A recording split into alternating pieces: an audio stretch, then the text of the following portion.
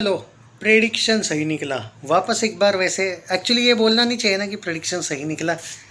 हो ही रहे हर बार। धुरंधर वाले मेरे प्रेडिक्शन एकदम एक्यूरेट ही जा रहे हैं। हो गया, आ गया अपना प्रेडिक्शन टाइम पे। कल ही बोल दिया था आपको 875 करोड़ नेट।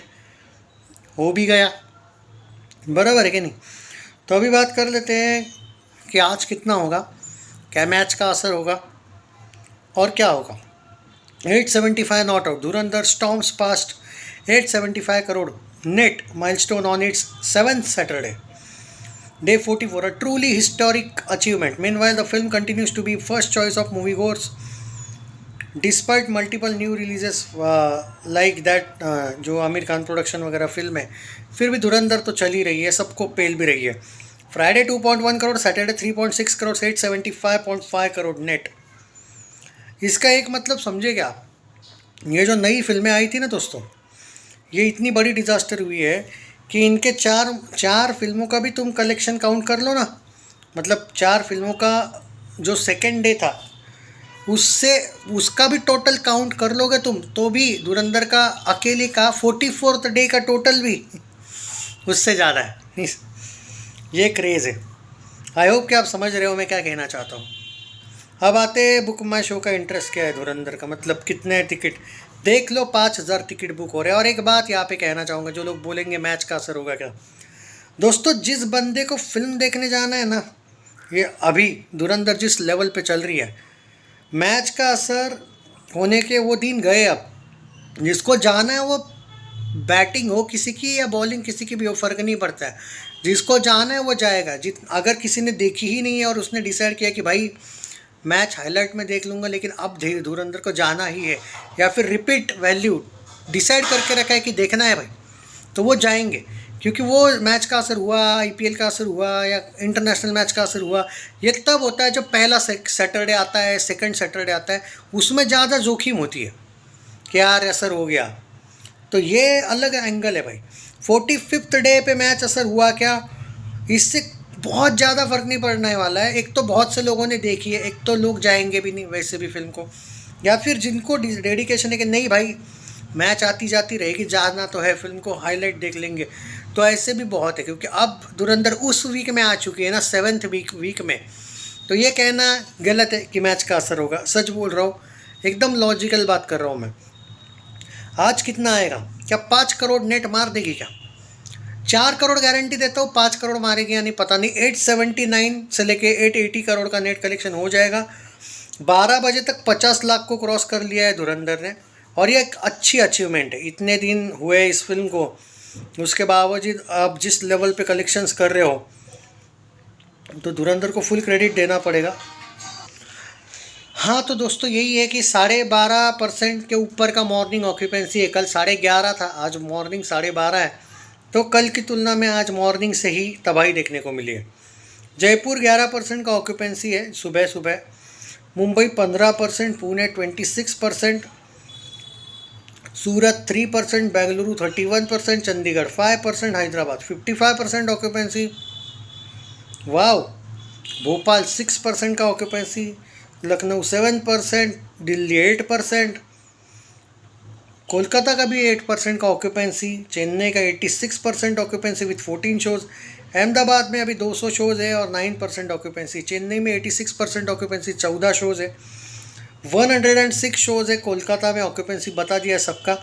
दिल्ली में 462 शोज़ है, 82 शोज़ लखनऊ में है, भोपाल में 38 शोज़ है और 29 शोज़ हैदराबाद, चंडीगढ़ 65 शोज़, बेंगलुरु में भाई 112 शोज़ है, सूरत में है 130 शोज़, 133 शोज़ इन Pune, Mumbai 259 shows, Jaipur 66 shows.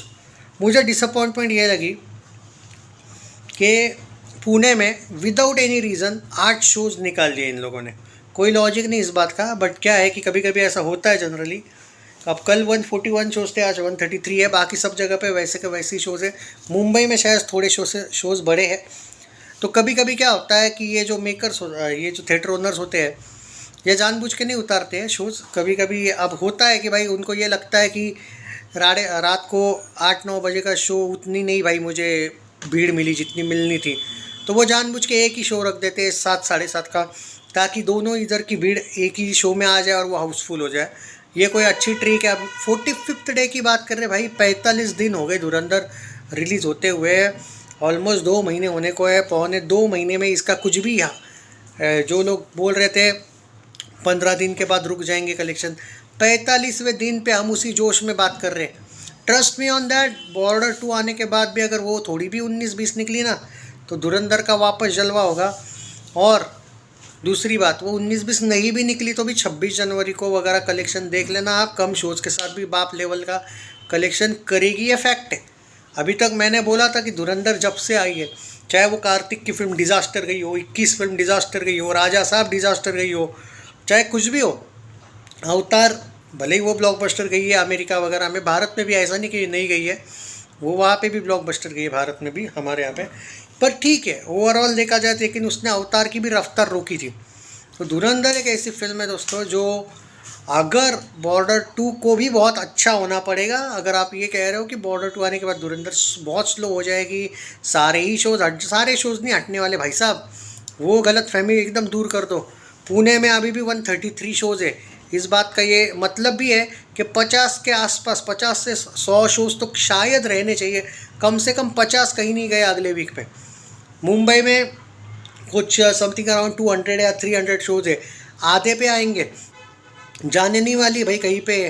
Netflix पे वो 30 जनवरी को भले ही आने वाली है, लेकिन ऐसा हुआ है बहुत सी फिल्मों के साथ जो नेटफ्लिक्स पे भी थी या फिर OTT पे भी थी और थिएटर में भी थी। पुष्पा 2 थी, 70 दिन थी ऑलमोस्ट थिएटर्स में।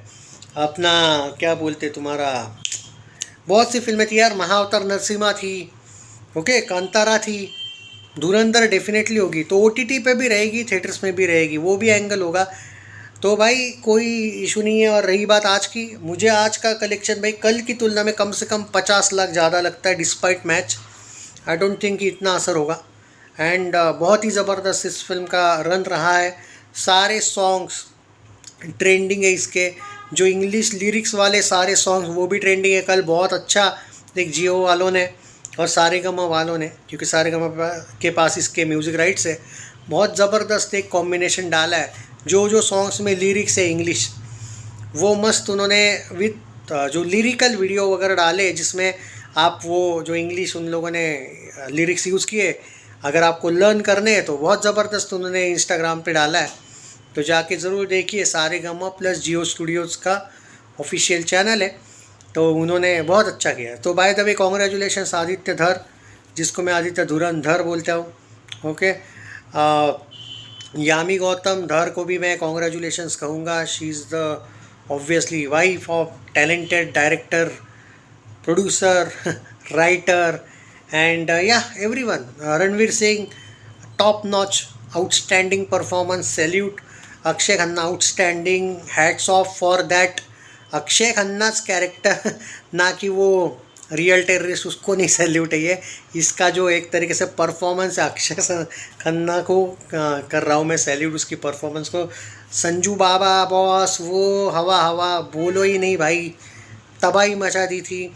Are Madhavan most underrated character, but बाप लेवल सेकंड पार्ट में भाई धमाका करेगा आर माधवन। अर्जुन रामपाल भी, उसका कैरेक्टर भी भाई, एंड बाकी सबको भाई, सारा अर्जुन हो, जितने भी लोग हैं भाई इसमें, वो दानिश आई थिंक उसका नाम है।